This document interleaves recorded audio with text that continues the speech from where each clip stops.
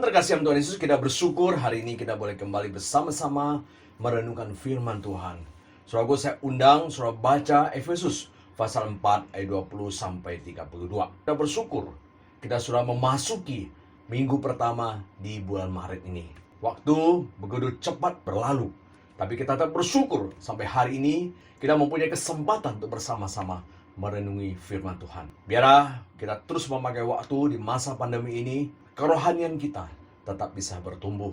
Mari kita berdoa sebelum kita masuk dalam firman Tuhan. Bapa di surga, kami bersyukur untuk pimpinan pemeliharaan penyertaan yang terus Engkau berikan kepada kami. Dan kami bersyukur boleh memasuki bulan Maret ini, dan kami terus hanya ingin dikuatkan, diteguhkan oleh firman-Mu. Mohon Roh Kudus memberikan penerangan dalam hati kami, agar kami boleh mempunyai pencerahan, konsentrasi untuk mendengar firman-Mu. Saya firman-Mu lah yang menguatkan dan meneguhkan kami. Terima kasih Tuhan, kami serahkan waktu ini. Mohon Tuhan yang menyertai memberkati kami. Di dalam nama Yesus kami berdoa. Amin. Saudaraku, bertahun-tahun saya bergumul tentang yang namanya perubahan hidup. Karena saya menemukan bahwa orang Kristen tidak berubah sekalipun sudah membaca dan mendengarkan firman Tuhan, rajin berdoa dan beribadah juga. Malahan saya menemukan kita ini, kalau mau jujur, tambah jahat, tambah ingin berdosa. Bahkan dalam pengalaman pelayanan saya, orang Kristen bisa melakukan dosa yang lebih jahat daripada orang yang tidak percaya Tuhan. Hal itu juga menjadi pergumulan Paulus terhadap jemaat Korintus, di mana di sana terjadi dosa yang tidak pernah terjadi di luar gereja, justru terjadi di gereja Korintus, yaitu ada orang yang berzina dengan ibu tirinya.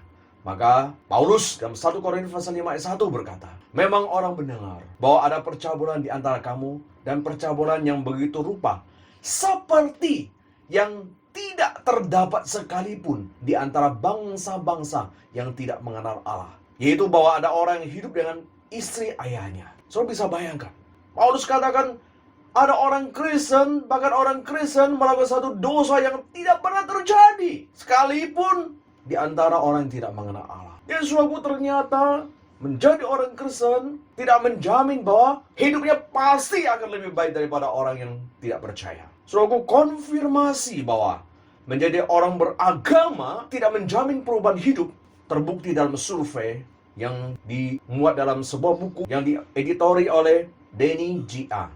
berjudul 11 Fakta Era Google, bergesernya pemahaman agama dari kebenaran mutlak menuju kekayaan kultural milik bersama. Saudara, di dalam buku tersebut saya temukan fakta mengejutkan dan sekaligus menjawab pertanyaan saya bahwa agama memang tidak bisa merubah manusia menjadi lebih baik. Di dalam buku tersebut dijelaskan bahwa di negara yang tingkat beragamanya tinggi, pemerintahnya cenderung korupsi. Banyak negara yang lebih dari 90% populasinya menyatakan agama sangat penting dalam hidupnya.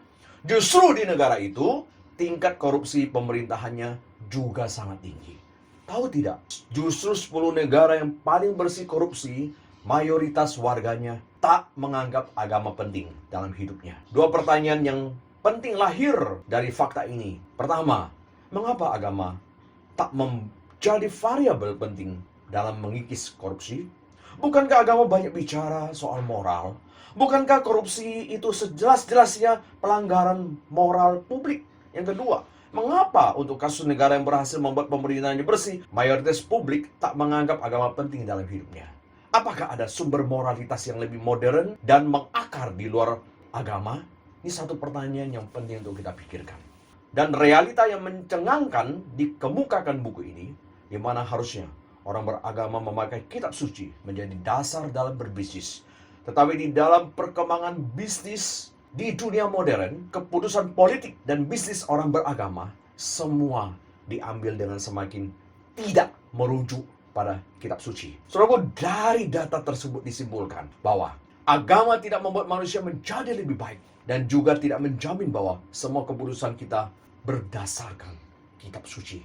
Jadi jangan berharap bahwa menjadi orang beragama pasti membuat hidup seseorang berubah. Seandainya berubah, hal itu bukan perubahan dari dalam, tapi hanya pada casingnya, pada apa yang di luar saja.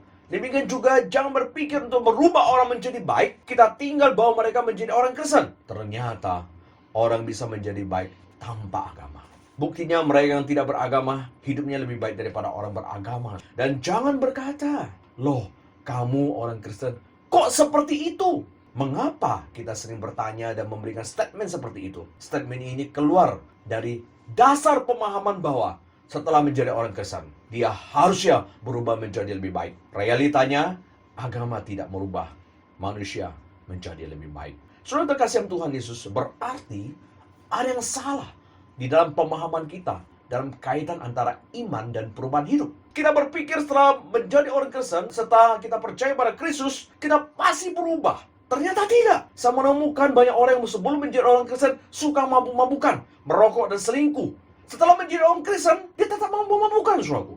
Dan bahkan merokok dan juga tetap selingkuh.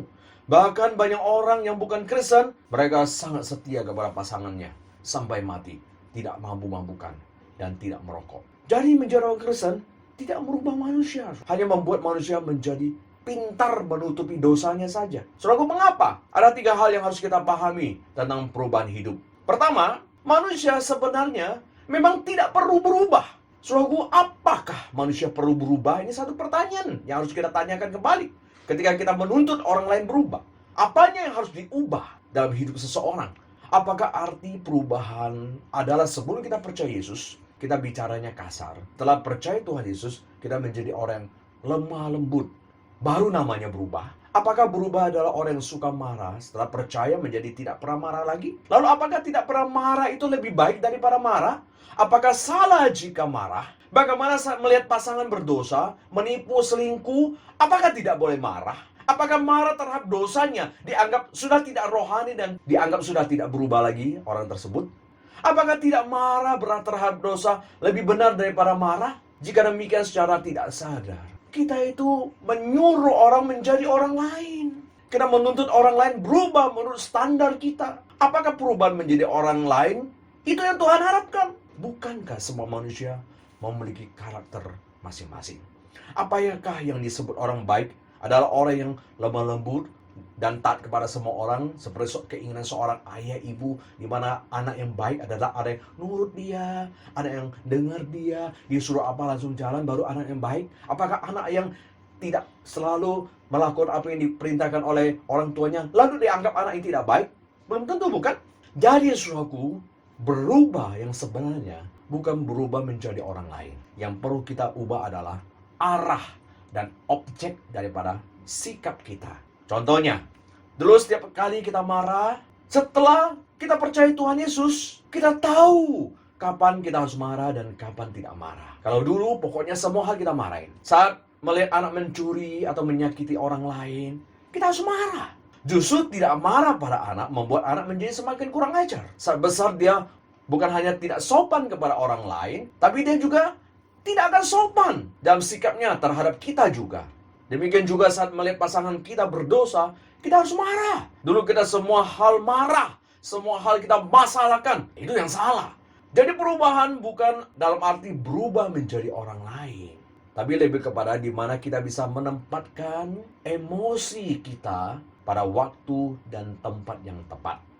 Bukankah semua karakter adalah karunia Tuhan yang Tuhan sudah berikan kepada kita sejak kita lahir?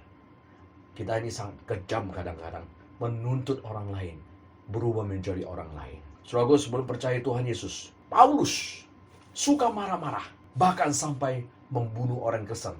Setelah dia ikut Yesus, dia marah nggak? Dia tetap marah. Dia tidak menjadi orang yang sudah nggak bisa marah lagi. Dia tetap marah, tapi marahnya jelas.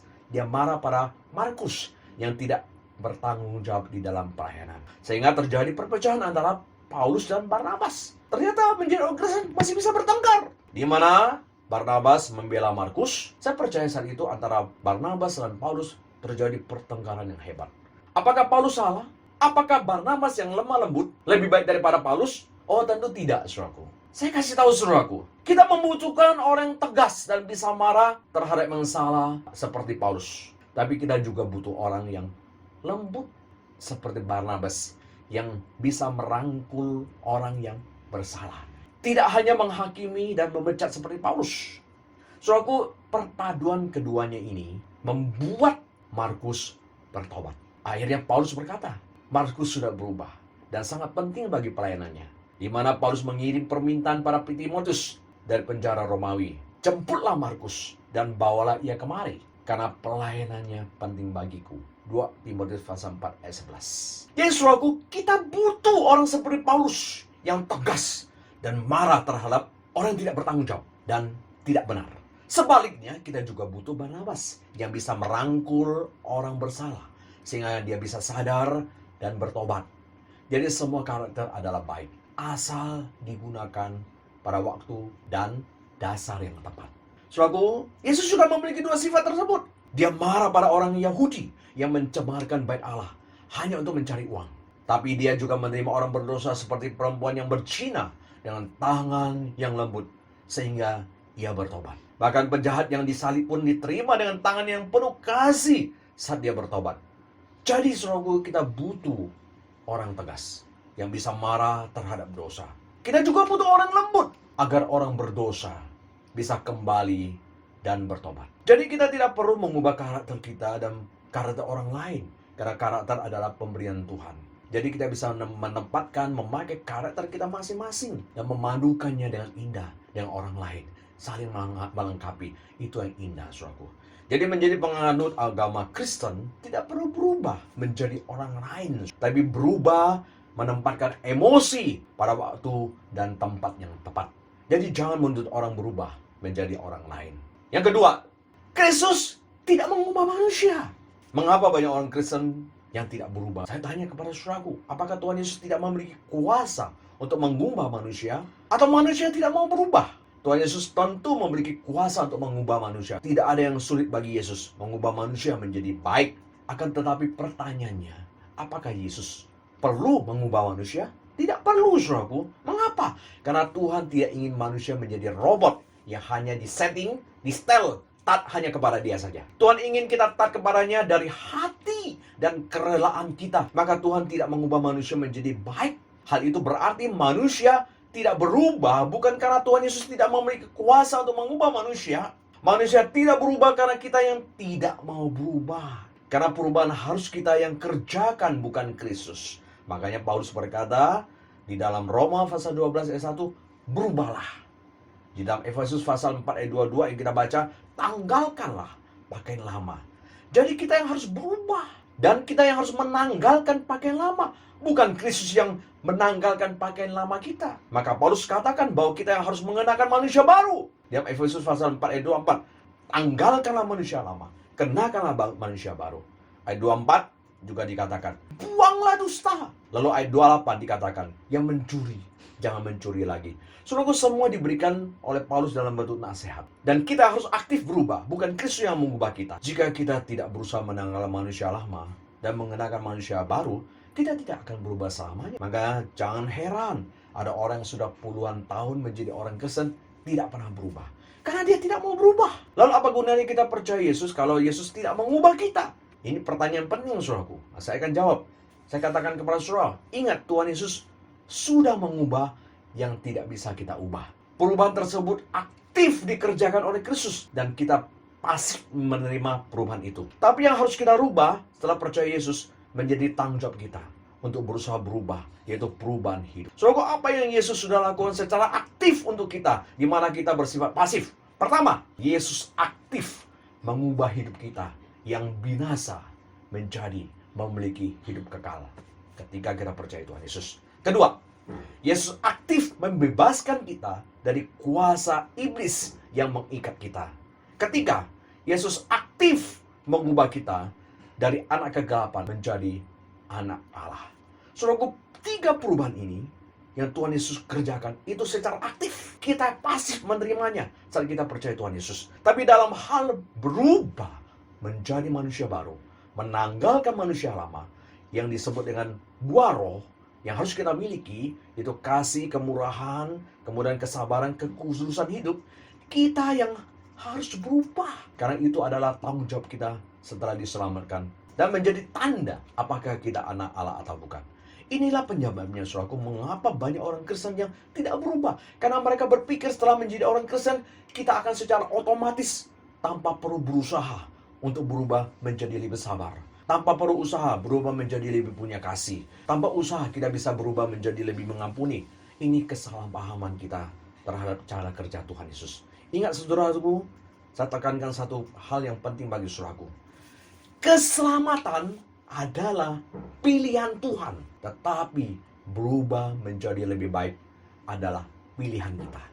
Jadi selama kita tidak mau berubah, tidak akan terjadi perubahan hidup. Karena perubahan hidup terjadi kalau ada kerjasama antara kita dengan Roh Kudus. Saudaraku, mengapa? Karena cara kerja Roh Kudus, dia tidak memaksa, tidak mengontrol hidup kita seperti iblis merasukin manusia. Sehingga saudaraku, apa yang kita perbuat tidak kita sadari. Itu iblis ketika dia merasukan seseorang, dia mengontrol seseorang, akhirnya orang yang dikontrol itu, yang dikuasai, dirasukin iblis, dia tidak tahu apa yang dilakukannya. Roh Kudus tidak memiliki cara seperti itu. Alkitab tidak pernah berkata bahwa Roh Kudus merasuki orang Kristen. Yang Alkitab katakan adalah Roh Kudus memenuhi orang Kristen.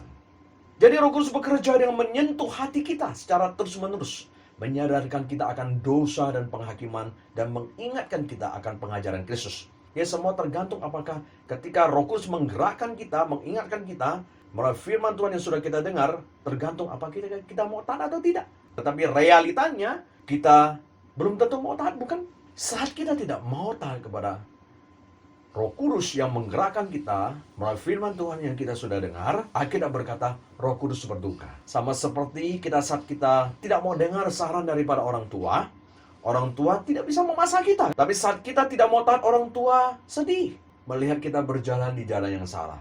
Demikianlah Roh Kudus. Dia tidak mengontrol hidup kita agar kita hanya melakukan apa yang kita tidak mau. Seperti robot dan mesin yang disetting melakukan apa yang diperintah oleh tuannya. Roh Kudus tidak bekerja demikian.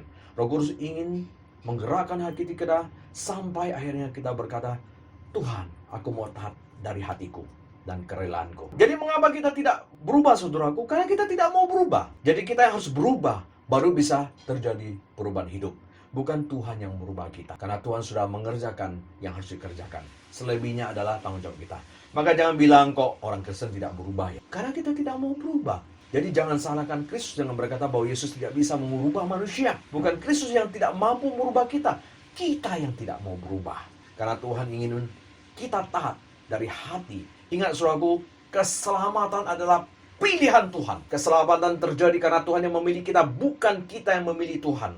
Tapi berubah menjadi manusia baru, menanggalkan manusia lama adalah pilihan kita. Kita yang harus memilih untuk mau berubah atau tidak. Firman Tuhan ditaburkan kepada semua orang, kepada semua anak-anaknya pada saat mendengarkan. Tapi ada yang mau dengar, ada yang meresponi, sehingga firman Tuhan itu bisa bertumbuh dan berbuah. Tapi ada firman Tuhan yang ditaburkan, tidak bertumbuh dan tidak berbuah. Karena kita membuat firman Tuhan mati dan tidak bertumbuh. Mengapa? Waktu itu kita mengeraskan hati kita, menolak teguran Roh Kudus melalui firman Tuhan yang kita baca dan dengar. Saudaraku, lihatlah 12 murid Tuhan Yesus. Mereka semua sama-sama mendengar firman Tuhan yang paling otentik dari sumber aslinya, yaitu Tuhan Yesus sendiri. Tapi mengapa Yudas mengkhianati Tuhan Yesus? Mengapa Yudas tetap menjadi pencuri kasih Yesus? Mengapa Petrus menyangkal Yesus? Mengapa murid-murid lain tetap setia pada Yesus? Apakah Tuhan Yesus tidak berkuasa membuat mereka semua agar taat dan setia kepada Yesus? Pasti bisa, bukan? Mengapa Tuhan Yesus tidak membuat mereka taat? Karena Yesus mau mereka setia dan taat dari hati, bukan karena dibuat taat seperti robot. Apakah saat Yudas tetap mencuri dan mengkhianati Tuhan Yesus, sekalipun dia sudah mendengar firman Tuhan, khotbah dari Yesus, lalu Yesus yang salah, lalu dibilang, oh karena Yesus kurang bisa berkhotbah? Tidak, bukan. Hal itu karena Yudas yang tidak mau berubah. Sekalipun sudah diingatkan, dia tetap tidak mau berubah. Dia tetap menjadi pencuri. Jadi mengapa kita yang sudah percaya Tuhan Yesus tidak berubah? Karena kita yang tidak mau berubah. Kita ingin menikmati dosa, tapi juga ingin diselamatkan. Kita menginjak dua perahu agar dua-duanya dapat. Di dunia kita bisa tetap hidup dalam dosa. Waktu mati kita masuk surga. Itu yang ingin kita alami, bukan? Itulah tujuan kita percaya Tuhan Yesus, bukan? Jika kita memiliki tujuan seperti itu, masih pantaskah tidak disebut sebagai anak Allah? Ingat, keselamatan adalah pilihan Tuhan. Tapi berubah menjadi manusia baru adalah pilihan kita. Saudaraku, yang ketiga, perubahan hidup bersifat progresif, bukan drastis. Pertanyaan saya, saudaraku, apakah perubahan hidup yang kita alami harus drastis atau progresif? Saudaraku, apakah orang Kristen pada saat percaya Yesus langsung berubah secara drastis, berubah 180 derajat menjadi orang sabar, kasih dan pengampun? Tidak, saudaraku.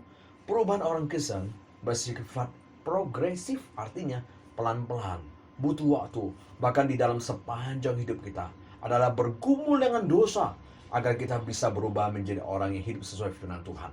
Jadi adalah kejam kita menuntut orang lain berubah secara drastis 180 derajat saat menjadi orang Kristen.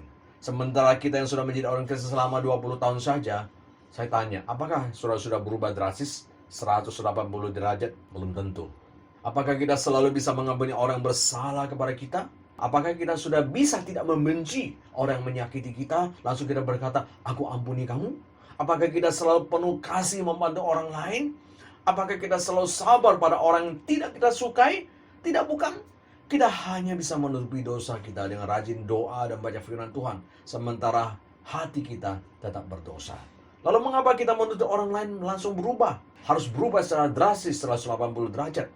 Tuhan saja menanti dengan sabar anaknya pulang, anaknya berubah. Tapi kita yang menuntut orang lain berubah secara drastis, saudaraku. Saudara, apa artinya percaya Tuhan Yesus kalau kita tidak berubah? Saudara, ada perubahan yang harus kita tahu yang Tuhan Yesus kerjakan. Pertama, perubahan drastis terjadi saat percaya Tuhan Yesus. Perubahan langsung yang Tuhan kerjakan, yang diberikan kepada kita adalah Yesus langsung mengubah status kita dari anak kegelapan menjadi anak Allah. Maka Yohanes berkata, tapi semua orang yang menerimanya diberinya kuasa supaya menjadi anak-anak Allah, yaitu mereka yang percaya dalam namanya. Yohanes pasal 1 ayat 12. Saat percaya Yesus, kita langsung menjadi anak Allah dan kita langsung menerima hidup kekal. Maka dalam Yohanes pasal 3 ayat 16 dikatakan, karena begitu besar kasih Allah akan dunia ini, sehingga ia telah mengaruniakan anaknya yang tunggal, supaya setiap orang yang percaya kepadanya tidak binasa, melainkan beroleh hidup kekal. Perubahan yang kedua adalah perubahan yang Tuhan Yesus kerjakan yang bersifat progresif atau secara bertahap. Saudaraku, perubahan hidup orang Kristen terjadi secara bertahap. Bahkan bisa terjadi sepanjang hidup manusia yang membutuhkan ketaatan dan kerjasama kita dengan Roh Kudus. Ini yang terjadi dalam hidup kita. Tuhan setiap hari mengingatkan kita agar berubah menghasilkan buah roh. Baik melalui firman Tuhan, baik melalui peristiwa hidup dia ingatkan kita, baik melalui teman, dia menegur kita. Semua Tuhan kerjakan dengan sabar. Roh Kudus juga terus dengan sabar mengingatkan kita melalui firman Tuhan yang kita sudah dengar. Maka perubahan hidup ini membuat kita jatuh bangun, saudaraku. Ada saatnya kita taat pada firman Tuhan. Jadi kita bisa mengasihi, kita membantu orang lain yang susah, bahkan kita bisa mengampuni. Tapi ada saat lain, kita sama sekali tidak mau peduli pada orang lain. Sama sekali kita merasa saya tidak bisa mengampuni orang tersebut. Kayak saya begitu dendam pada dia. Kita simpan dendam itu sampai bahkan berpuluh-puluh tahun. Maka saudaraku, hidup kerohanian kita itu tidak stabil, tapi dinamis, karena bisa naik turun. Yang penting adalah kita berubah dan bertobat atau tidak pada akhirnya. Saudaraku, ada orang yang awalnya percaya Tuhan Yesus, dia kelihatan begitu baik, semangat. Tapi bisa di tengah jalan dia meninggalkan Tuhan. Ada orang yang awalnya tidak berubah, tapi bisa berubah pada akhirnya. Mungkin ketika dia mencapai umur 60 tahun, dia berubah, dia baru sadar. Nggak ada gunanya marah-marah. Tidak ada gunanya bertengkar sama istri. Ngapain sih? Hanya merusak suasananya. Atau dia yang dulu cinta dunia, dia ketika masuk 60 tahun, ketika dia sakit, dia merasa, lah ternyata uang banyak nggak ada artinya. Soalnya semua orang berbeda saat mengalami perubahan hidup. Tergantung kapan dia mau berespon pada firman Tuhan. Soalnya satu kali saya berbicara dengan seseorang, ada orang berkata, Pak gimana sekarang? Mau ambil S3 nak? Wah, saya bilang saya sudah nggak mau lagi lah, udah cukup S2 aja setengah mati. Lalu kemudian saya tanya dia kembali, kamu gimana? Mau ambil S3? Enggak, katanya. Ketika saya sekarang sudah memasuki umur 40 tahun katanya, saya merasa ternyata hidup ini ya seperti ini aja. Saya mau khotbah keliling sana keliling sini, saya sudah bisa, sudah dapat. Tapi ternyata ya cuman ini aja saya rasakan. Saya mau membeli ini, membeli itu, sudah dapat juga apa yang saya dapatkan. Tapi ternyata ya gitu aja. Saudaraku, itulah manusia bisa berubah dalam satu tertentu ketika dia sudah berumur tertentu. Ada yang 40, 50, 60 tahun. Ada orang juga saat sakit keras bisa berubah menjadi orang baik. Ada orang yang saat berkat banyak bisa berubah juga menjadi orang murah hati. Atau juga yang sebaliknya bisa menjadi tambah tidak murah hati. Ada orang semakin diberkati bisa berubah dari kelihatan baik menjadi jahat. Ada orang yang saat kehilangan orang yang dikasihi baru mau memberikan persembahan. Ada orang yang saat bangkrut baru mau melayani Tuhan. Semua orang berbeda waktu ketika berubah, saudaraku. Kapan dia bisa berespon dengan baik? Maka saudaraku, jangan terlalu cepat menghakimi orang lain bahwa dia sudah tidak berubah, dia ini nggak bertobat hanya karena satu kesalahan. Sebaliknya, jangan mudah percaya pada orang yang kelihatan baik. Bisa saja orang yang kelihatan tidak berubah, pada akhirnya dalam suatu waktu yang tidak kita ketahui, dia berubah menjadi orang yang sabar, baik, dan kasih. Demikian juga bisa saja ada orang yang kita anggap selama ini orang Kristen yang murah hati, baik, sabar, bisa tiba-tiba menjadi orang yang tidak mau ke gereja dan tidak mau pelayanan lagi. Makanya jangan mudah menghakimi orang lain. Saudaraku, siapa sangka Sakius, seorang yang selama ini memeras dan cinta uang, berubah menjadi orang yang murah hati, di mana dia rela memberikan hartanya pada orang yang sudah dia peras saat dia bertemu dengan Tuhan Yesus. Saudaraku, apakah Abraham berubah total 180 derajat saat dia dipanggil Tuhan? Tidak, bukan. Dia masih sering jatuh bangun dalam dosa. Sekalipun dia sudah ikut Tuhan, Abraham masih jatuh dalam dosa kebohongan. 2 kali dia berbohong bahwa Sarah bukan istrinya demi menyelamatkan dirinya. Dia juga suka pada wanita, sehingga saat Sarah menawari kepada dia Rahab, dia langsung mau, saudaraku. Kok bisa langsung mau, saudaraku? Bisa aja nggak selama ini dia sudah tertarik pada Rahab? Berapa lama Abraham berubah sejak dipanggil Tuhan sampai mati? Dia mengalami proses perubahan dan dia jatuh bangun dan jatuh bangun. Saudaraku, apakah Daud ketika dia sudah diurapi oleh Tuhan, dia langsung berubah? Tidak, bukan. Dia juga bohong. Bahkan tidak tahan dengan godaan wanita, sehingga berzina dengan Batsheba. Bahkan hidupnya dipenuhi dengan dendam. Maka sebelum mati, dia menyuruh Salomo membunuh Abner dan Shimei. Padahal dalam kehidupan sehari-hari, dia baik-baik dengan Abner kok. Bahkan dia sudah mengampuni Shimei di depan orang Israel. Dia bangga mengatakan, aku mengampuni dia. Jangan ada pertumpahan darah ketika dia sudah pulang. Tapi ternyata dia masih menyimpan dendam. Maka sebelum mati dia pesan kepada Salomo agar bunuh 2 orang itu. Berapa lama Daud baru bisa berubah? Sampai mati. Dia mengalami jatuh bangun dalam dosa. Dia terus berperang dengan dosa dendam, dosa seksualnya. Jadi jangan terlalu cepat menghakimi sesama seiman sebagai orang yang dia tidak berubah hanya karena satu kesalahan dia. Dan juga jangan mengatakan, wah dia nggak bertobat hanya gara-gara dia melakukan sesuatu yang kita anggap salah. Perubahan itu terjadi secara perlahan dan manusia itu bisa jatuh bangun. Jadi yang harus kita lakukan tidak cukup hanya membantu mereka, tapi kita juga harus membantu diri sendiri untuk bangun saat jatuh dalam dosa. Jadi bukan berapa kali kita jatuh dalam dosa, tapi setiap kali kita jatuh dalam dosa, kita harus cepat bangun dan bangkit lagi. Demikian juga jangan terlalu memuji orang kelihatan baik dan berubah. Bisa saja dia berubah menjadi jahat pada akhirnya. Tapi bukan berarti kita boleh berdosa semau sendiri. Apa yang sama antara orang percaya dan tidak, saudara? Sama-sama bisa melakukan dosa yang sama.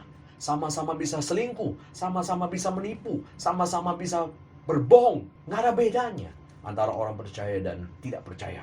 Sama-sama bisa lakukan dosa yang sama. Jadi jangan heran kita tidak bisa melihat perbedaan antara orang Kristen dan bukan. Lalu apa bedanya orang Kristen dan orang non-Kristen? Bedanya ini, saudaraku.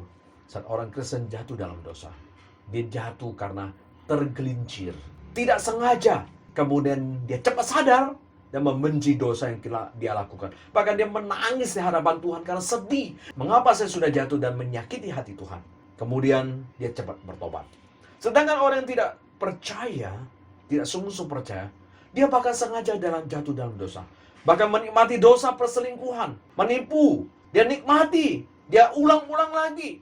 Bahkan berusaha menutupi dosa, bahkan berbohong ketika sudah berdosa. Itu yang Yohanes katakan, bahwa orang yang percaya tidak berdosa lagi. Dalam arti tidak melakukan dosa yang dilakukan secara sadar dan sengaja.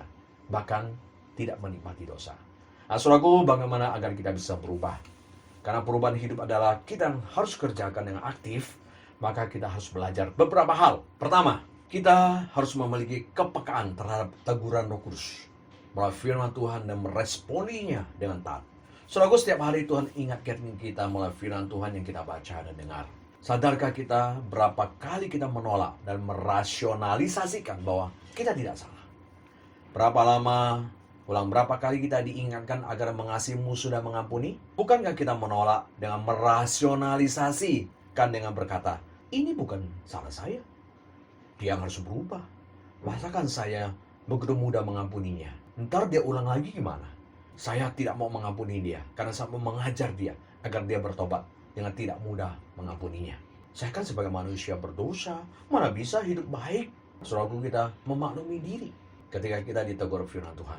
Saudaraku, berapa kali Tuhan ingatkan kita agar kita menghargai waktu dalam ibadah, saudaraku? Berapa kali kita tolak, bukan? Dengan kita rasionalisasikan.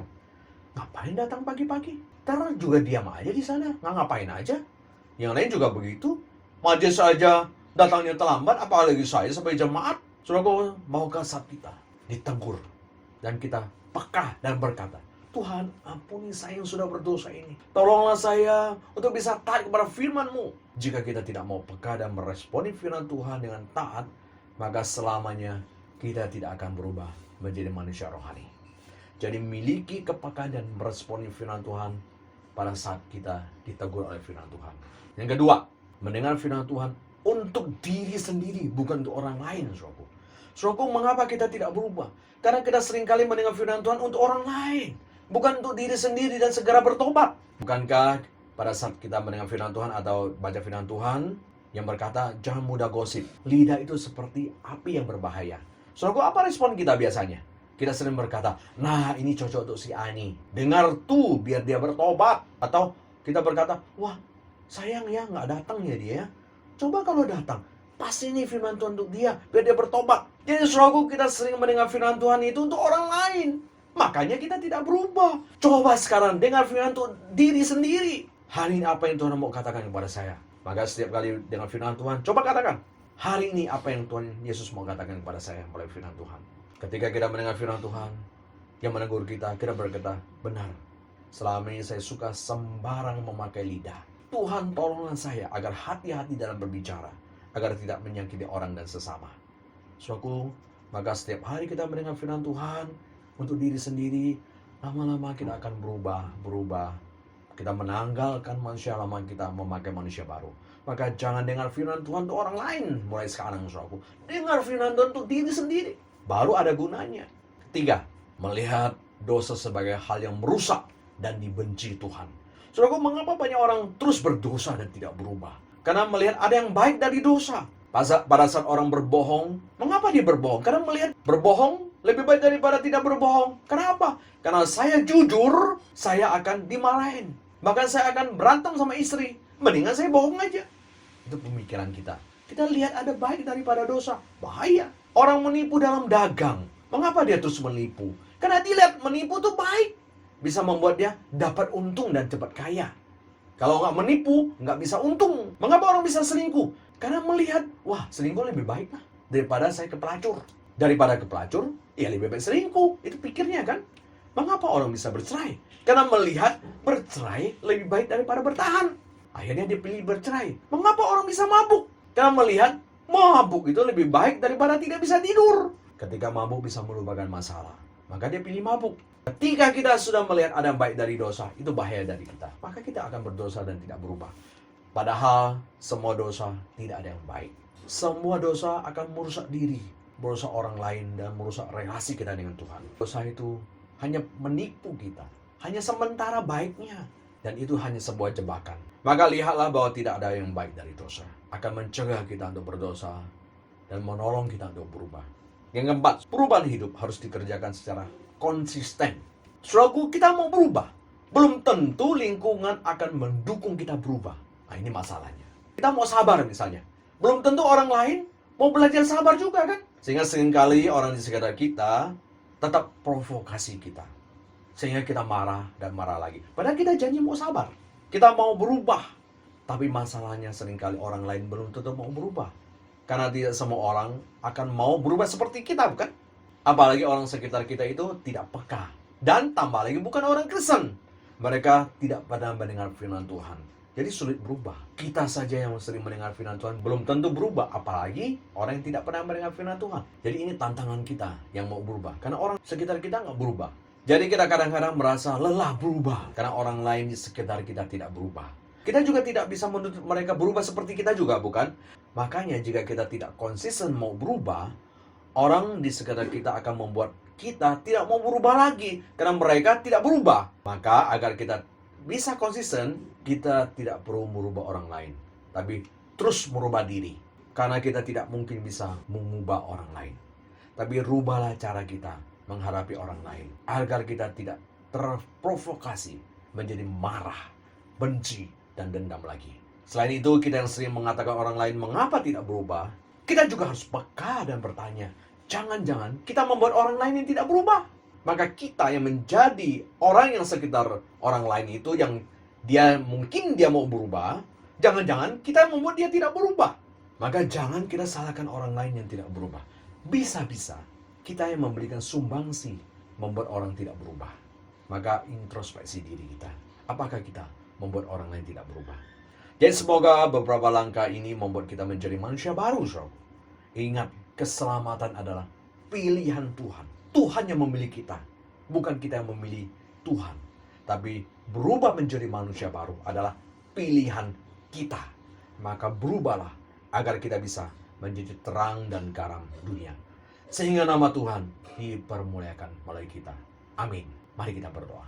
Bapa di surga, kami menyadari melalui firman hari ini bahwa selama ini kami mengeraskan hati, kami menikmati dosa. Tuhan, tolonglah kami.